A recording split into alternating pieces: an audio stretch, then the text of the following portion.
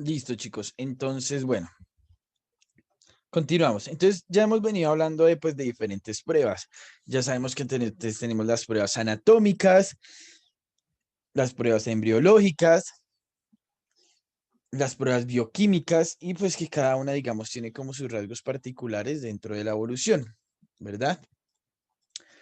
Tenemos las pruebas taxonómicas.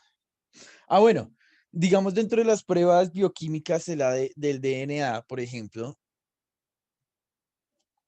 sabemos por la similaridad, bueno, estábamos hablando del ADN y de la información, digamos, que nosotros tenemos, que es pues obviamente a partir del ADN. Básicamente todo lo que nosotros somos, lo que nosotros expresamos, y cuando hablamos de expresamos no hablo de sentimientos ni nada por el estilo, sino hablo, por ejemplo, de expresiones de proteínas, como por ejemplo el color de ojos, el cabello, bueno, etcétera, etcétera, etcétera. Entonces, una de estas pruebas, digamos, bioquímicas, es la similaridad que nosotros tenemos con otros organismos. Por ejemplo, ¿cuánto creen que nosotros tenemos, digamos, de porcentaje de parecido o de similaridad con el genoma, por ejemplo, no sé, de un primate? O sea, ¿cómo así? ¿Cuánto porcentaje tenemos de, o sea, cómo así? Sí, o sea, sabemos que el DNA es nuestra información, ¿cierto? Y por ejemplo, con un chimpancé, ¿cuánto sería, digamos, o cuánto creen que es de similar, o sea, porcentaje de similaridad? Yo digo que es como el 98 o 99%, no me acuerdo. Exactamente, nosotros, por ejemplo, con un chimpancé, nuestro genoma solo tiene una variación de un 1%, o sea, un 1%. De resto, nuestro genoma eh, y el genoma de un chimpancé es igual del 99%. Y de hecho, pues con otros muchos animales nosotros tenemos una similaridad. Por ejemplo, con las moscas incluso tenemos una alta similaridad. eh, con todos los mamíferos. Sí, realmente nuestras características genómicas son muy similares. Ujú. Esto, digamos, ahí es donde nosotros entramos a las pruebas bueno, la evidencia bioquímica. Esa igualdad, similaridad, como quieran decirlo, con otras especies animales e incluso hasta pues con especies, bueno, con especies vegetales no tanto, sino con especies, por ejemplo, como los hongos, porque como vimos anteriormente, los hongos son más animales que plantas y muchas veces uno cree que pues al ser hongos son más plantas que animales y no, los hongos son más, digamos, tienen más rasgos de animales que de plantas. Pruebas taxonómicas. Entonces, la taxonomía, como la vimos anteriormente, pues básicamente es la relación de especies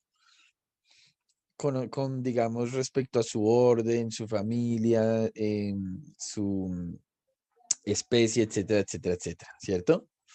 Entonces, básicamente, en estas pruebas taxonómicas, lo que nosotros vamos a encontrar es que las especies se relacionan unas con otras, ¿cierto? Como si, digamos, hubiera parentescos y antepasados comunes. Lo que refleja la taxonomía son las relaciones de parentescos entre todas las especies de seres vivos. Por otro lado, hay seres vivos con formas intermedias, como por ejemplo el ornitorrinco, ¿cierto? Porque cuando uno mira un ornitorrinco, uno dice, ese bicho, ¿qué carajo? ¿Es un castor o es un pato? ¿Qué pedo?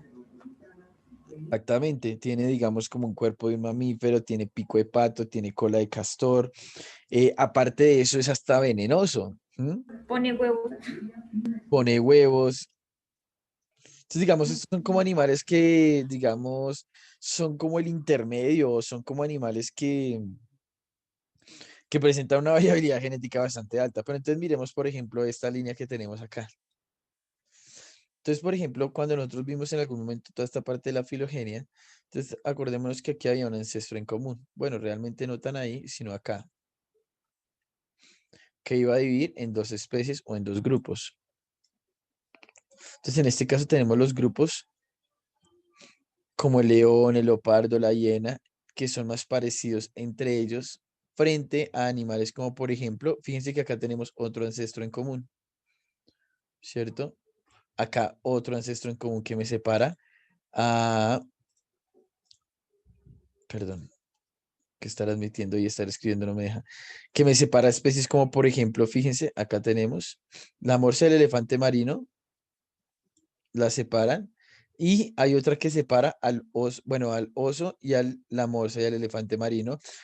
A su vez hay otra que separa al oso y el mapache. Y a su vez hay otra que separa a todo este grupo de acá de animales como el lobo y el zorro. ¿Listo?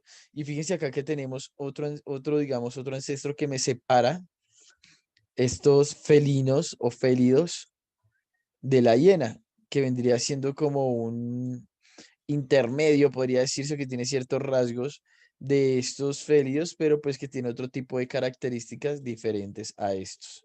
Entonces, fíjense cómo pues dentro de la filogenia también juega esta situación o estas pruebas taxonómicas, porque realmente entre los animales pues hay mucha similaridad, pero siempre ha habido un ancestro en común o algún organismo que logra que se separen estos animales. ¿Listo? Entonces ya vamos cuatro pruebas. Pruebas geográficas. Digo que las pruebas geográficas son una de las pruebas como más fuertes, dentro de las pruebas más fuertes. Bueno, todas las pruebas son fuertes, pero la geográfica realmente me parece una prueba pues muy importante. Entonces, las encontramos repartidas por todo el planeta y consisten en la existencia de grupos de especies más o menos parecidas, ¿cierto? Que son emparentadas y que habitan en lugares relacionados entre sí por su proximidad, situación o características. Por ejemplo, un conjunto de islas donde cada especie de grupo se ha adaptado a unas condiciones concretas. Entonces, por ejemplo, yo les pregunto, nosotros tenemos acá, por ejemplo, lémures, ¿cierto? Aquí en el continente. Y tenemos lémures también, pues, al otro lado del charco, como se dice, toda la parte de África.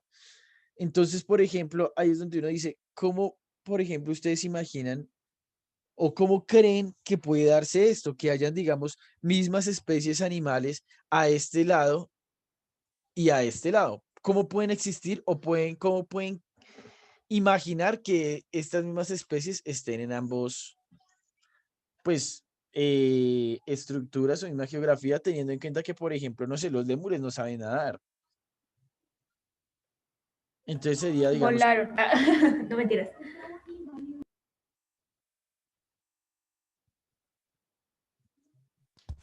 a ver, ¿cómo creen? ¿Cómo creen?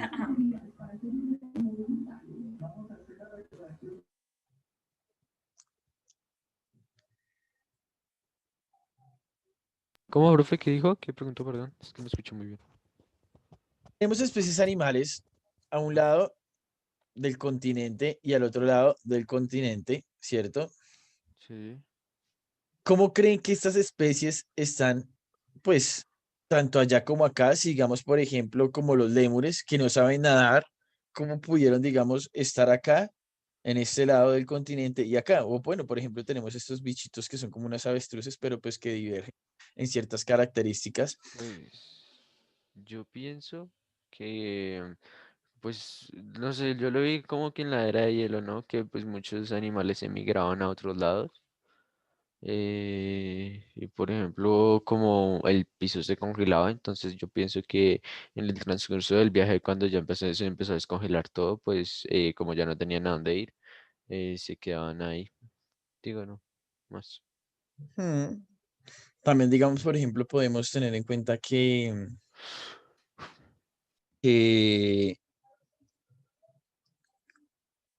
¿cómo era antes el continente, por ejemplo? ¿Cómo era antes el mundo? La Gran Pangea. Pangea. Exactamente, lo que era la Pangea, ¿cierto? Entonces recordemos que la Pangea era básicamente lo que nos decía que pues eh, todo estaba unido finalmente, ¿no? Todo, digamos, era un solo continente grande. Entonces, digamos, eso pudo ser una de las formas en que alguien tiene el micrófono abierto. Ya.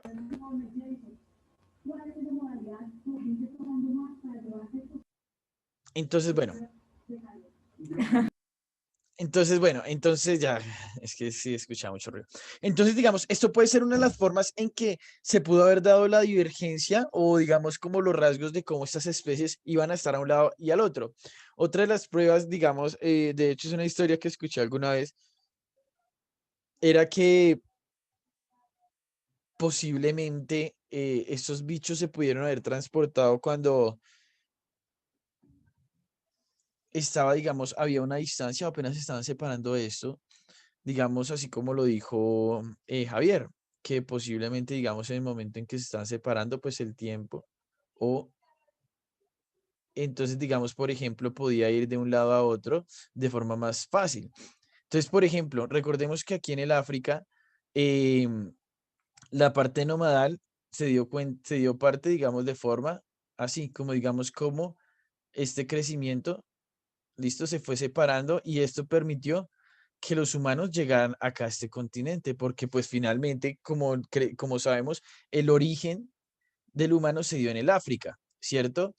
Pero entonces uno dice, bueno, y si el origen del humano se dio en África, ¿cómo carajos pasó estos antiguos homínidos aquí digamos, Américas y finalmente, pues, nadar tantos kilómetros de agua, pues, no iba a lograrse, ¿cierto?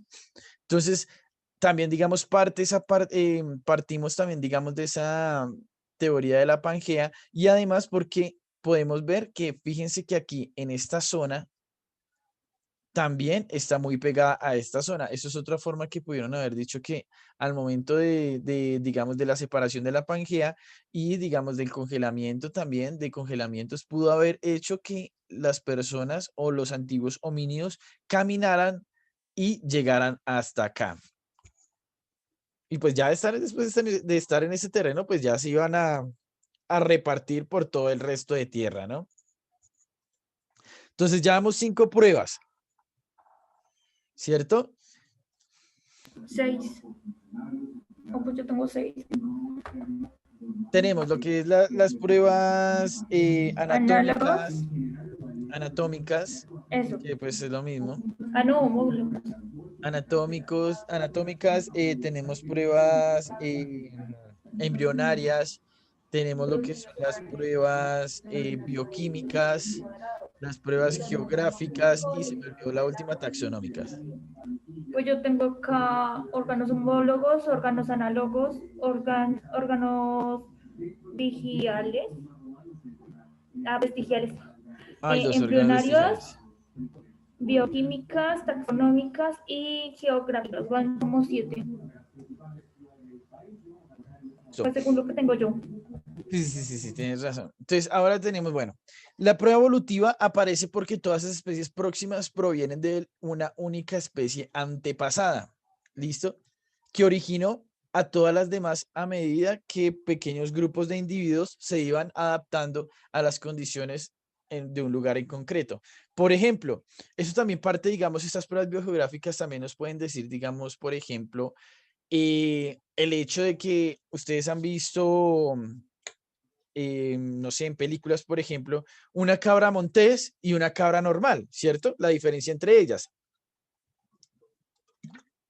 Entonces la cabra montés está adaptada más a un ambiente en el cual pues ella va a estar básicamente viviendo en una montaña, ¿sí? Entonces posiblemente lo que pasó con esta cabra es que pues todas las cabritas vivían en un lugar muy feliz, ¿cierto? Digamos acá. Pero ¿qué pasa? No sé, por algún, ya sabemos que, bueno, no mentiras, no tan así, más bien así. Todas las cabritas vivían felices así, en un lugar plano y llano, ¿cierto? Entonces estaban las cabritas, ¿cierto? Las cabritas felices. Pero entonces, digamos, pudo haber pasado que, como sabemos, cuando hay una fuerte concentración de magma o hay, digamos, algún tipo de volcán que digamos que puede haber existido o del surgimiento de tierras, posiblemente pudo haber hecho que esta cabrita que está acá hiciera que este terreno creciera. Y finalmente, la cabrita quedó, quedó acá. Entonces, entonces la cabrita quedó acá, ¿cierto? Entonces, ¿qué le tocó a la cabrita? Pues básicamente adaptarse a este lugar, ¿cierto? A decir, bueno, ¿qué hago ahí? Pues básicamente me toca mirar cómo sobrevivo, porque si no me muero, ¿cierto? Entonces hizo que obviamente esta cabrita se adaptara aquí arriba y pues obviamente estas cabritas que están acá pues se adaptaran ahí.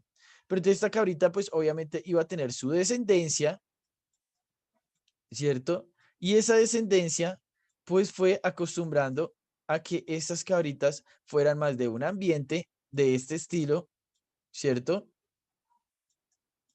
Y estas de este estilo. Entonces, fíjense cómo las pruebas biogeográficas también nos indican estos rasgos evolutivos o estas pruebas de la evolución, ya que pues debido a algún tipo de divergencia, pues pudo haber desarrollado que pues a partir de la misma, básicamente del mismo animal, en este caso hablando de una cabrita, surgieran especies distintas, ¿cierto? Una que se adaptara como a esas zonas rocosas y montañosas y otra que fuera más bien pues de partes llanas y demás.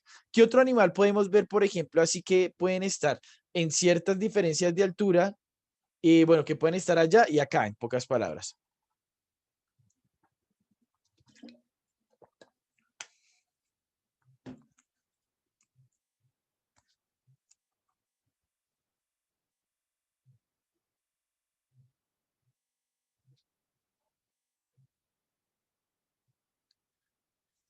A ver, muchachos, a ver, esa es una fácil, una fácil. Hay Los muchos, hay michis, muchos.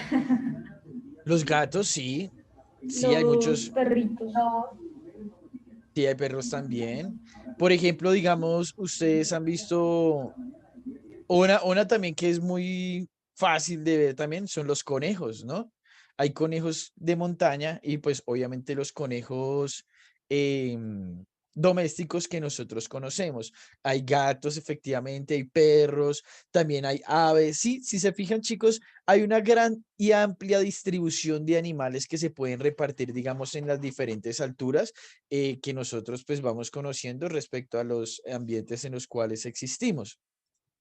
Entonces, fíjense que los animales finalmente ellos hacen, digamos, su forma de adaptarse a estos espacios o a estos ambientes que pues obviamente al principio le van a crear una desventaja, pero con el tiempo van a ir desarrollando rasgos que le van a dar ventaja frente a este medio, ¿cierto?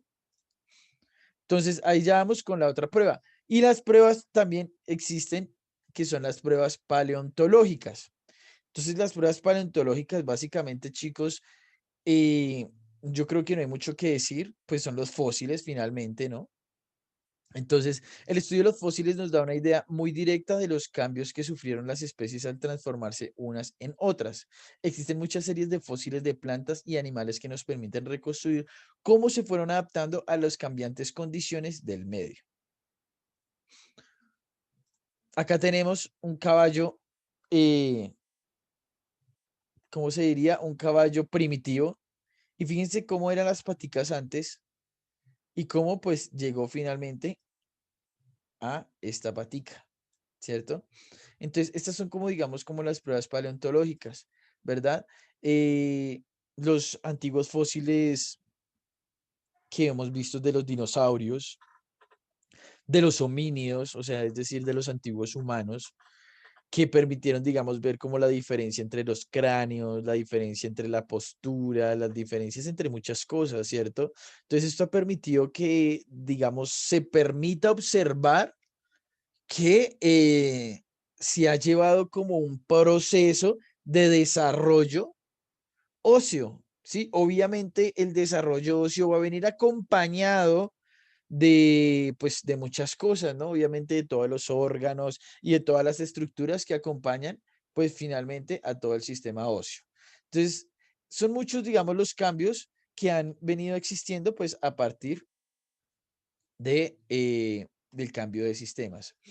Ahora, pues finalmente vamos a ver lo que es la especiación. Entonces, dentro de toda la parte de la evolución, este ítem que es la especiación, entonces va a ser uno, digamos, de los procesos como más amplios y más importantes que ha permitido que se desarrollen, obviamente, las especies animales, plantas, bueno, especies vivas, especies u organismos, ¿listo?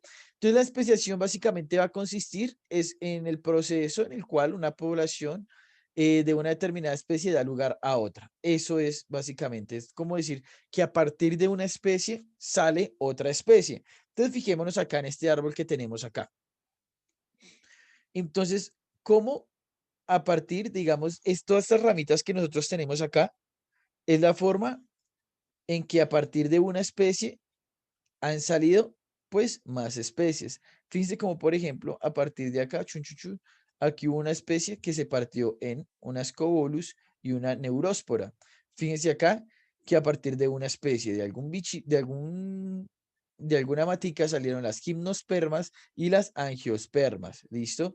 Y que a su vez dentro de esta, antes de esta, pues uno menos desarrollado o menos evolucionado son los helechos, ¿listo? Y que mucho menos evolucionados vamos a tener las algas verdes y mucho menos evolucionados pues vamos a tener las diatomeas. Si se fijan, entonces digamos como a partir de diferentes especies pues van a nacer más especies. Obviamente todas estas especies por lo general son especies que se han extinto. ¿Por qué? Porque pues son especies que cuando, digamos, surgieron o dividieron o se especiaron, pues ¿qué pasa? Pues si hubo un proceso de especiación es porque requirieron que en el ambiente en el cual estaban se dieran ciertas ventajas evolutivas, ¿cierto? Entonces, por ejemplo, cuando nosotros hablemos del que más tenemos como presente, los homínidos. Entonces, anteriormente teníamos los homínidos que caminaban en cuatro patas. Pero ¿qué pasa? Empezó un ambiente donde no habían tantos árboles y se generó eh, el paso a los animales bípedos o a cómo, digamos, estos organismos o estas especies de homínidos iban a empezar a caminar en dos patas, ¿cierto? Dejando así atrás el antiguo organismo que caminaba en cuatro patas. Es decir, que este organismo que caminaba en cuatro patas, pues iba a extinguirse, obviamente por presión del ambiente, porque básicamente no va a servir que eso, básicamente. Por ejemplo, el ejemplo de las cabras que hablábamos ahorita. Entonces teníamos una cabra X, y pues que por medio, digamos, del crecimiento de esto, dio una cabra X y una cabra Y. Porque finalmente, así sean cabras, estas dos cabras van a ser de especies diferentes. ¿Por qué? Porque van a tener una variabilidad genética, porque van a tener unos rasgos evolutivos diferentes, porque van a tener unas adaptaciones totalmente diferentes, las cuales les van a conferir unas ventajas en su medio. Entonces, esto es un proceso de especiación bastante marcado, chicos. Este proceso, digamos, de cuando hay animales que habitan en una zona y que, digamos, por presiones ambientales tuvieron que crecer en otro ambiente, dando espacio, pues, o propiciando lo que es esta parte de la especiación. ¿Listo? Entonces, las especies. Entonces, básicamente, chicos, vamos a entender que una especie es un grupo de individuos naturales que se pueden cruzar entre sí. ¿Listo? Y tener descendencia fértil, pero no pueden hacerlo con individuos de otras especies. Entonces, ¿qué pasa? Básicamente, chicos, las especies pues van a ser, eh, si lo limitamos a genética, van a ser organismos que tienen las mismas cantidades de cromosomas, por ejemplo. ¿Listo? O el mismo genoma. Entonces, al tener el mismo genoma va a permitir que pueda haber un entrecruzamiento entre ellos para poder generar un genoma que permita tener una descendencia fértil. En este caso, por ejemplo, nosotros hemos visto animales híbridos y alguna vez creo que hablamos de ellos, si no estoy mal. Entonces, ¿qué animales híbridos recuerdan ustedes que hayamos visto anteriormente? ¿Cuáles son es miércoles, híbridos, profe? Los que se puede, ¿cuáles son? Eso los vimos alguna vez. Eso lo vimos en genética, de hecho. Sí, pero es que no me acuerdo cuáles son. Es que yo siempre confundo todos esos. Entonces los animales híbridos van a ser animales que se van a dar o que van a, digamos, va a ser la descendencia de dos especies animales Ah, de dos diferentes especies animales. por ¿Listo? ejemplo, el canguro. Pero es que el canguro va a tener descendencia fértil. Camuro. Ah, camuro, yo canguro. El camuro, ¿qué es el camuro? No lo conozco. ¿Es en serio? Es como el cruce entre una oveja y un burro. Voy a googlearlo en este momento.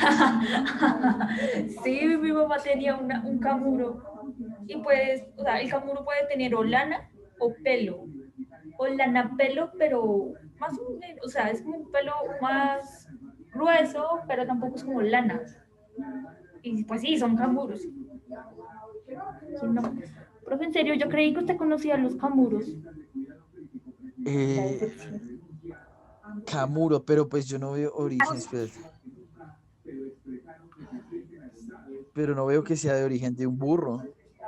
Sí, es entre una oveja y un burro. Voy a O buscar pues bien eso me eso. dijeron. Voy a buscar bien eso porque la verdad no he escuchado entre una oveja y un burro. Bueno, en caso de que se diera y que sea así como lo planteas tú, entonces digamos hay que tener en cuenta que este animal, esos dos especies animales, al tener, digamos, una diferente carga genómica al momento en que este animal va a tener sus hijitos, ¿cierto? Su descendencia, es decir, el burro en este caso y la oveja, pues van a tener diferente carga cromosomal, ¿cierto? Al tener diferente carga cromosomal, ¿qué pasa? Pues nosotros tenemos unas células que pues principalmente van a estar cargadas con el genoma o digamos, sí, el genoma o la carga genética del padre y la carga genética de la madre. Pero para que eso pueda ser posible, tiene que tener la misma carga genética, porque recordemos que nosotros tenemos células diploides, ¿cierto? Que van a estar conformadas a partir de células haploides, en este caso, que las células haploides van a estar representadas por las células sexuales. Pero entonces, ¿qué pasa? Nuestras células sexuales van a tener la misma carga cromosomal. Un X número, un X1 y un X1. Pero entonces, ¿qué pasa si tenemos un X1 y un X2? Al momento en que se vayan a formar las células sexuales de este organismo, pues va a ser totalmente, como dice, los animales híbridos van a ser totalmente estériles, pues porque su carga genética es distinta, entonces no va a permitir que pues haya una descendencia. Entonces, cualquiera que sea parecido entre dos especies, si los apareamientos entre ellos no producen descendientes, que es lo más habitual, o solo producen descendientes estériles, como es el caso, por ejemplo, del cruce entre caballos y burros, ¿cierto? Un caballo y un burro, ¿qué será este animalito? ¿O cómo lo llamamos? Era una mula, ¿no? Una mula, exactamente. Ah, profe, y el que le dije ahorita no es entre un burro y una oveja, sino que era entre una cabra y una oveja. Ah, eso es otra cosa. Yo, Ay, yo, sí, yo, perdón. yo sí decía, pero ¿cómo carajos? No, es que de solo imaginarlo, la verdad me producía escozor. Yo decía, no, pobre cualquiera de los dos animales, realmente me daba como embarrada. Pobrecitos. Exactamente, yo sí, no, es que no podía, no podía. Entonces, listo. Esto por ese lado. Ahora, chicos, van a ver obviamente tipos de especiación. Una de estas especiaciones es la especiación alotrópica. ¿Listo? Entonces, ¿en qué consiste la especiación alotrópica? Fijémonos acá, en este dibujito. Básicamente, pues se va a producir lo que estábamos hablando hace un ratico de la Pangea, lo que estábamos hablando, digamos, como a partir de cierta, pues de la parte geográfica, ¿listo? Entonces, es la especie alopátrica o geográfica es la que se produce cuando la población de una misma especie queda aislada y dividida físicamente por barreras geográficas, ríos o montañas. Entonces, es el mismo ejemplo que estamos poniendo ahorita, pues de la cabrita. Perdón. Entonces, las poblaciones divididas irán adquiriendo distintas mutaciones, ¿cierto? En sus genes y con el paso del tiempo llegarán a producir razas distintas o especies, mejor distintas, que se convertirán en especies distintas. Es que esa palabra de razas dentro de la evolución no me gusta mucho. Entonces, chicos, era básicamente lo que hablamos ahorita de la cabrita, ¿cierto? Entonces, pues la cabrita está en un ambiente plano, bla, bla, bla. Bueno, ya conocieron el ejemplo de la cabrita, cambiemos de ejemplo. Ahora fijémonos.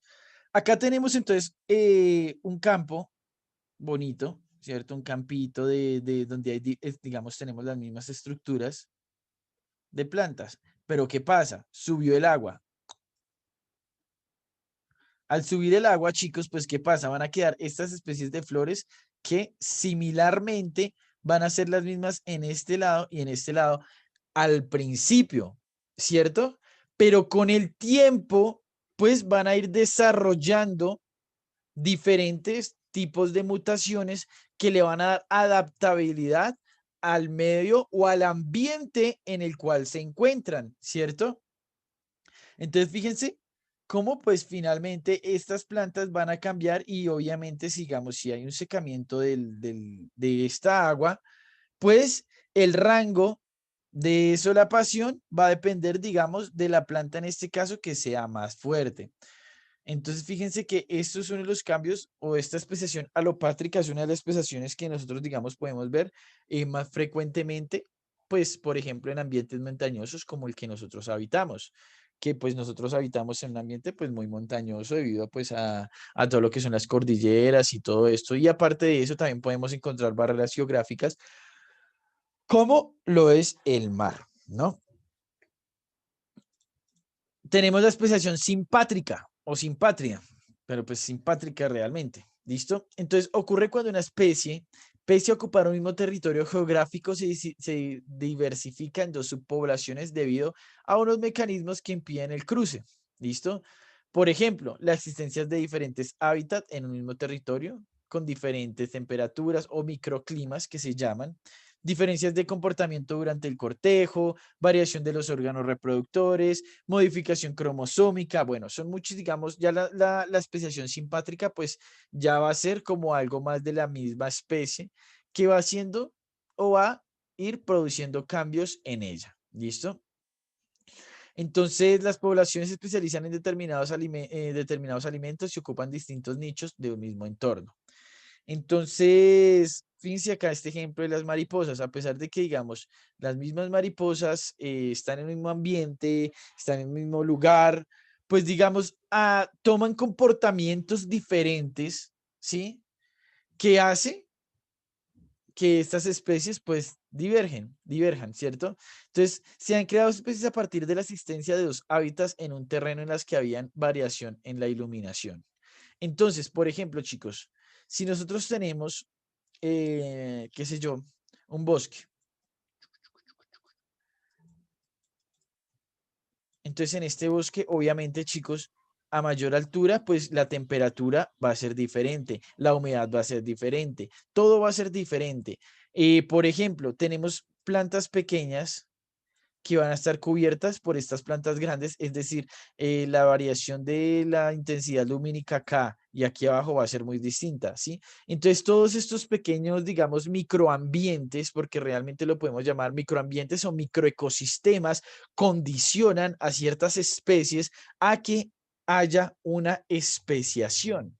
¿Cierto?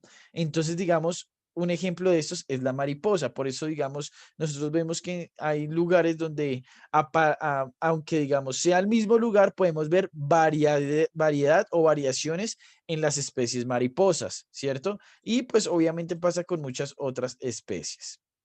¿Listo? Bueno, vamos a dejar ya hasta acá. ¿Listo? Entonces, chicos, esto ya sería entonces todo por el día de hoy. Vamos a únicamente a dejar como averiguación lo que vimos anteriormente de la evolución divergente y la evolución convergente. ¿Listo? Em, ¿Qué más les iba a decir? Y no, eso sería. Solo esos dos conceptos para que averigüen. ¿Listo, chicos? Y nos vemos ahorita a las 3 de la tarde. Bueno.